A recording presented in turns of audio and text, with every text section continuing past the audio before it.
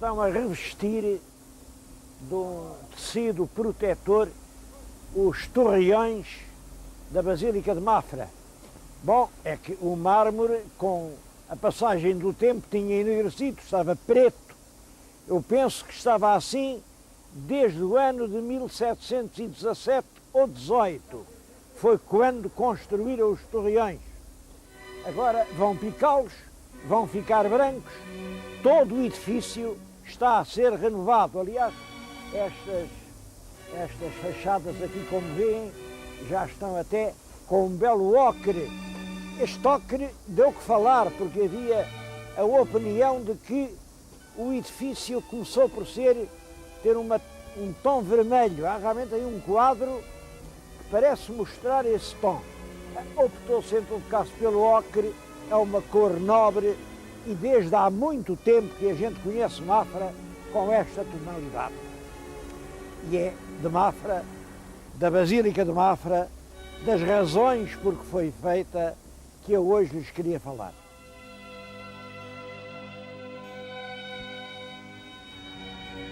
O monumento foi construído em resultado de um voto pessoal do nosso rei Dom João V. Bom, até aqui não há dúvida nenhuma. O voto existe, o rei até fez o voto por escrito, só que o rei não diz por que razão é que tinha aquele projeto.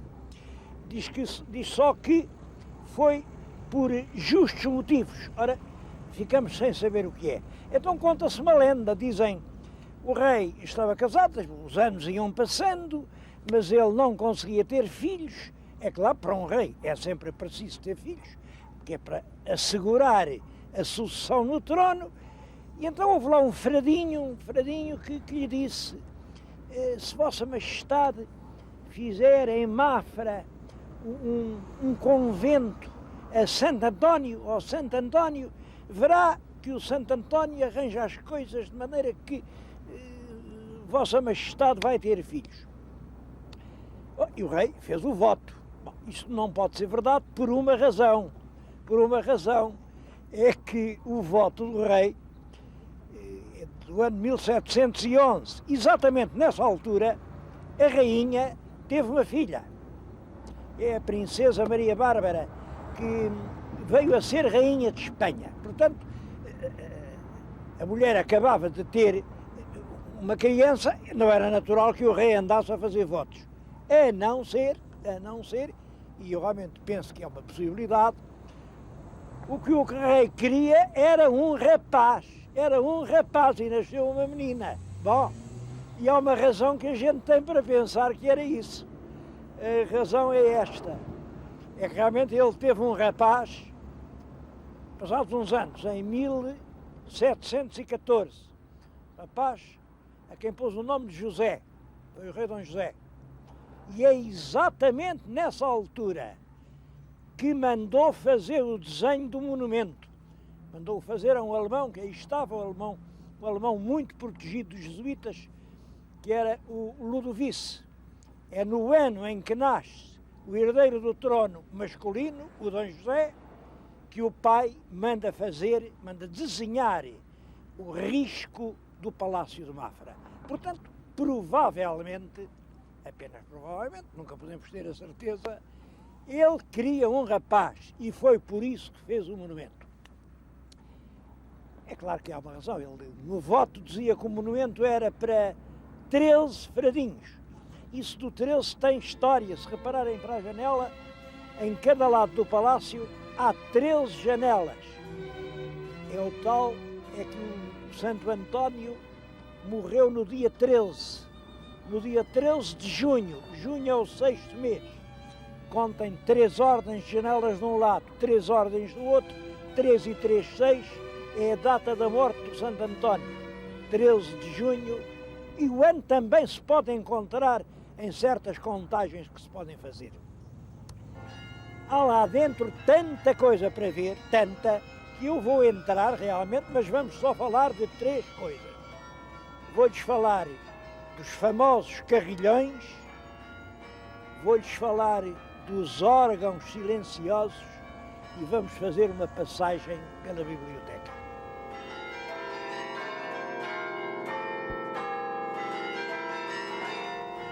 carrilhões são conjuntos de sinos. Esta torre que estão a ver tem 53 sinos, a outra tem 49, portanto o total de sinos 102. Foram mandados fundir na Flandres, ainda pelo rei Dom João V. Os de uma torre foi em Antuérpia, os da outra em Liege, e nunca se soube ao certo quanto custaram, mas disseram-se coisas terríveis. Parece que foram sacos e sacos de moedas de ouro.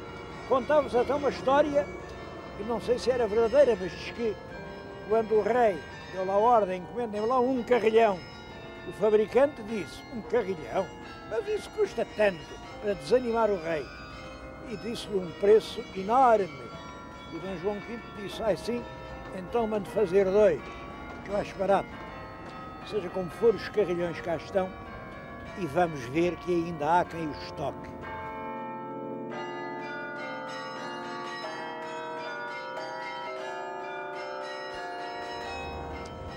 Quem agora está a tocar é o comandante Francisco José Alves Gato, que é um dos carrilhonistas efetivos aqui em Mafra. E é realmente um mestre executante. É já filho de um outro mestre carrilhonista, que estas coisas perpetuam-se por famílias. Bom, e continuam.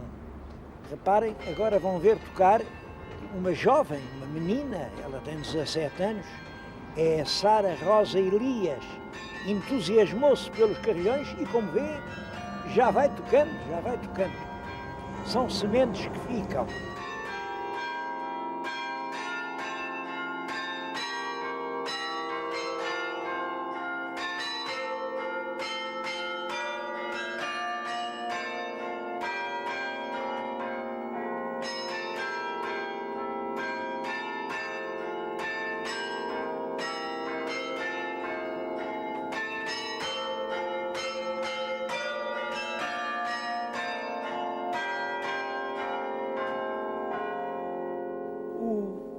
O monumento de Mafra esteve um pouco à parte no tempo de Pombal.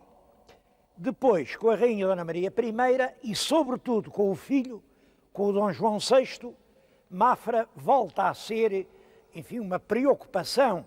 O Dom João VI, que era melómano, adorava música, resolveu dotar a Basílica com um equipamento que seria único em todo o mundo.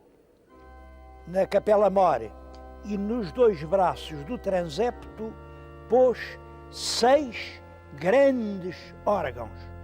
Eles ainda hoje se podem ver, 6, 2 na Capela Mor, 2 em cada braço do transepto, foram executados em Lisboa entre os anos de 1792 e de 1807, e a ideia era esta, ter 6 órgãos tocados ao mesmo tempo por grandes organistas. Mandaram-se compor as partituras, estão lá em cima, em livros manuscritos, as partituras, por exemplo, do Marcos de Portugal, para o primeiro órgão, o segundo órgão, o terceiro órgão, e previa-se aqui grandes concertos de órgão, que deviam realmente ser deslumbrantes, porque é a única basílica existente no mundo que tem este equipamento sonoro. Simplesmente o homem põe e Deus dispõe. O rei estava a acabar de instalar os órgãos, quando vem a primeira invasão francesa, a corte à pressa tem que ir para o Brasil, estiveram lá muito tempo, eles só vieram em 1820 e tal, vem a Revolução Liberal, vem a Constituição, com a Constituição há uma grande balbúrdia, uma mudança, vem a Vila Francada, vem a Abrilada, ninguém se entende, enfim, os órgãos nunca mais tocaram. Hoje, os 2 da Capela Mor, ainda há concertos, um foi reparado enfim, com a ajuda da Fundação Gulbenkian, e o outro, embora assim um pouco manco, lá vai tocando. Os outros 4 são vozes silenciosas. Costuma-se dizer que a função faz o órgão, mas o contrário não é verdade, é que o órgão não faz a função. Temos os 6 órgãos, mas não há concertos. São órgãos mudos, não conseguimos pô-los a tocar. Isso, confesso que me impressiona. Então, que diabo, 6 órgãos, não é assim nada. Aquilo é muito mais barato que um navio, ou que um avião, ou que um palácio, ou até que uma grande festa. Aquilo, pouco mais caro será que uma feijoada, arranjar os órgãos. E seria algo único em todo o mundo. 6 órgãos a tocar aqui, nesta maravilhosa basílica no extremo ocidental da Europa. Aí sim, aí podíamos dizer, Portugal apresenta um espetáculo único em todo o mundo. Ninguém mais tem 6 órgãos numa basílica. Bom, a gente, os órgãos têm. O que nos falta é outra coisa.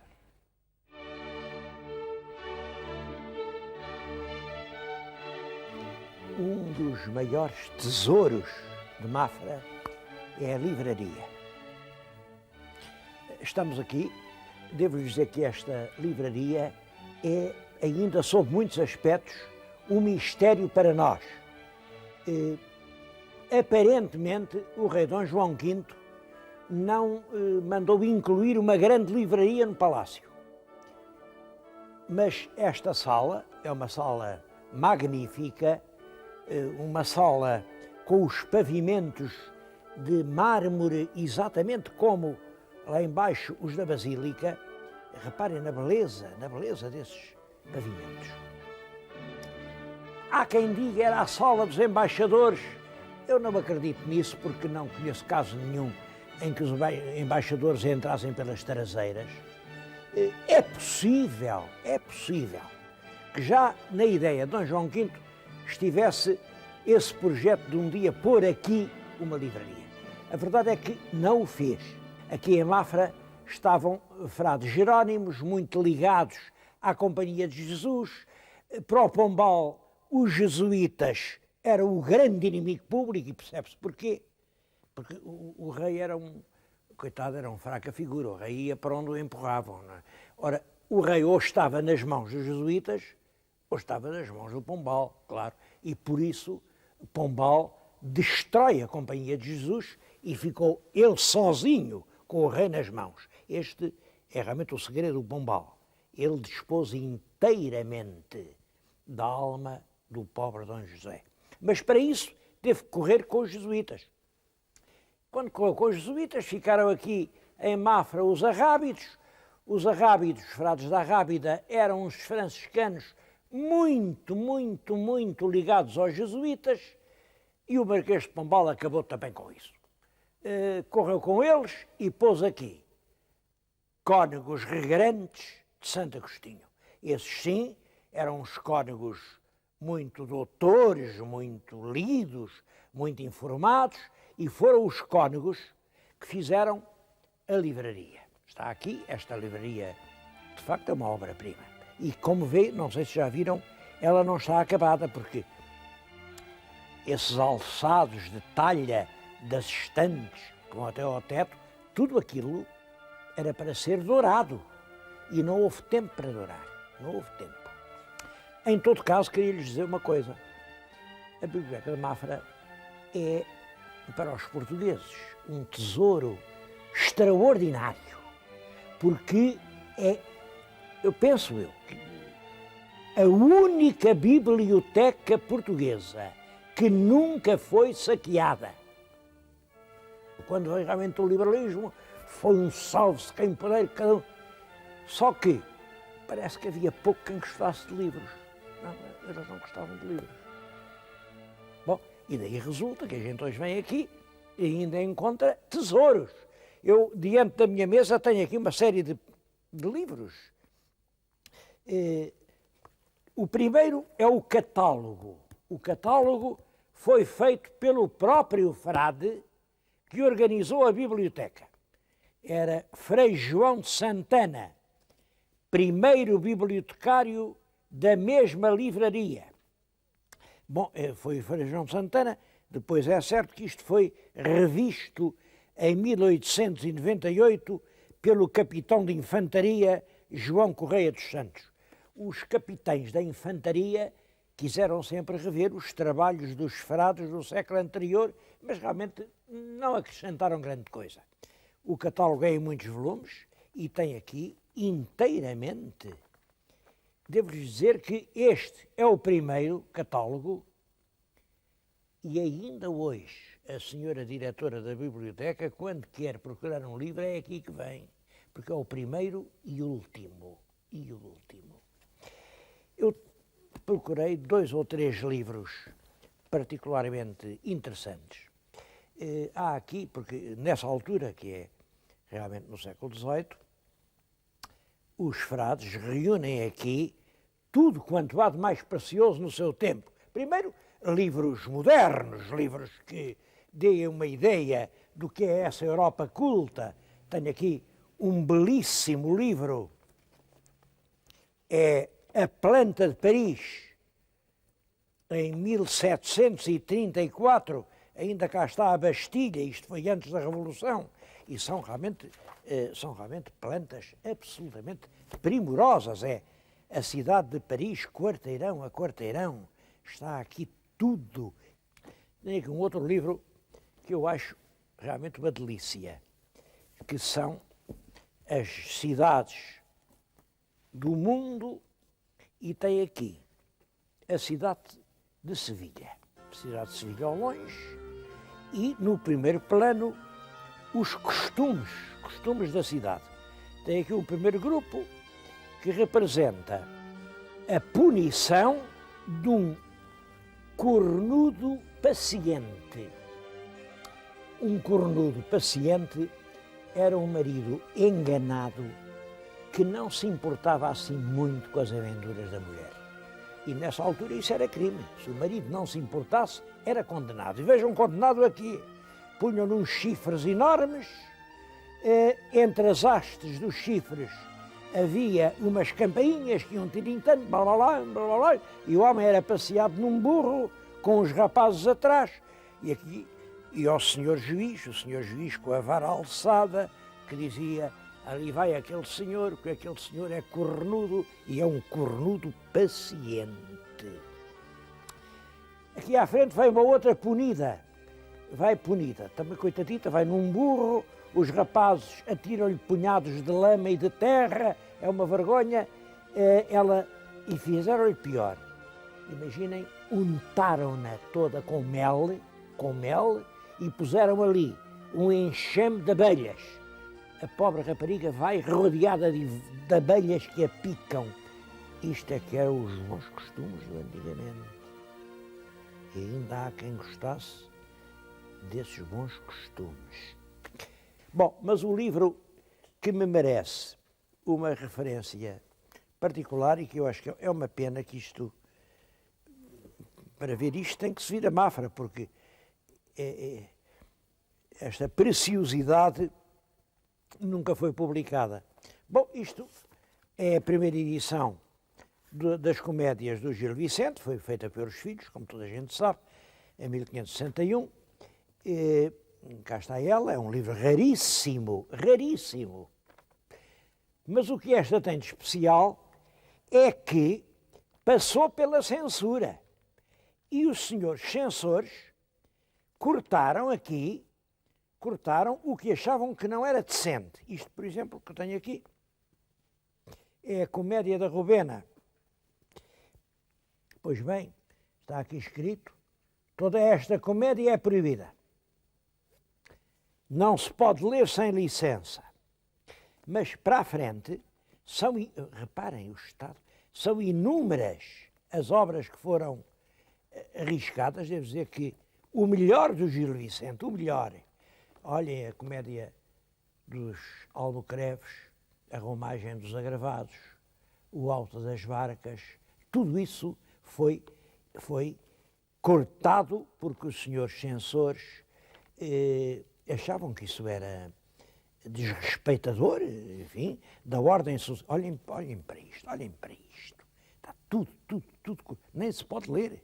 Isto devia ser tão indecente, que até ficou com buracos, até os senhores censores tremiam. Claro, quando a gente vai ler debaixo dos riscos, o texto cortado fica assombrado com a falta de critério daqueles censores.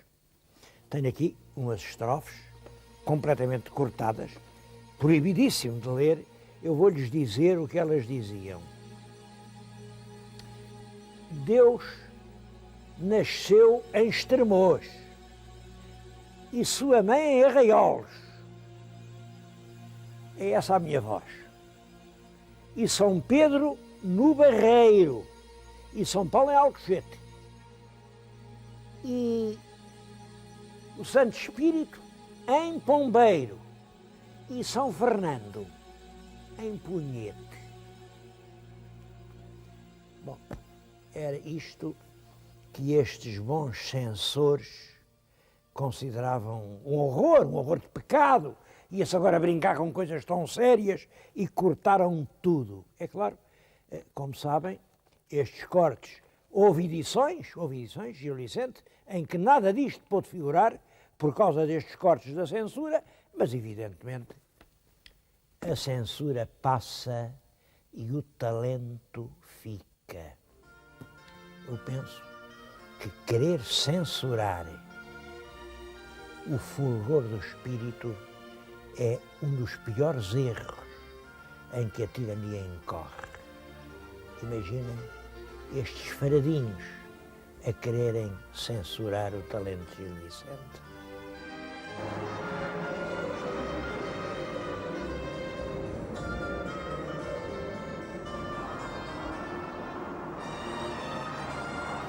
A uma légua de Mafra fica a aldeia do Sobreiro.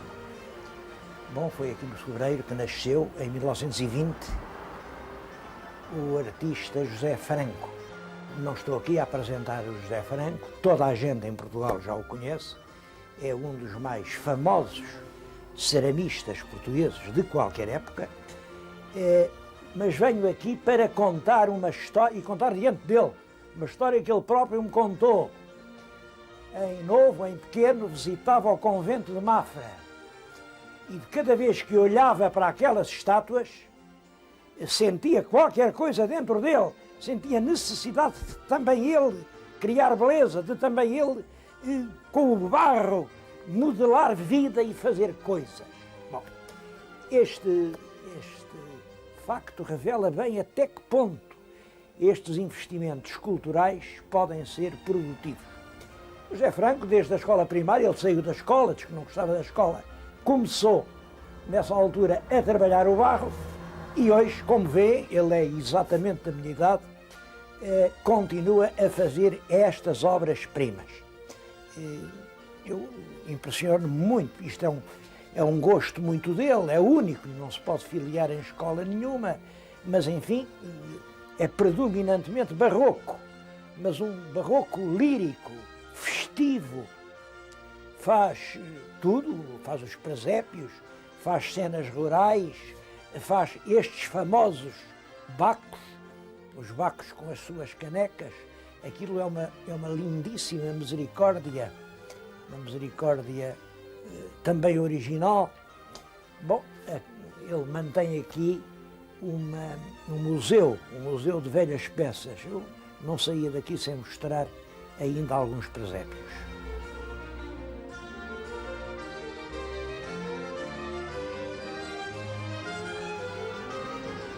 Este monumento é um dos mais mal estimados monumentos portugueses.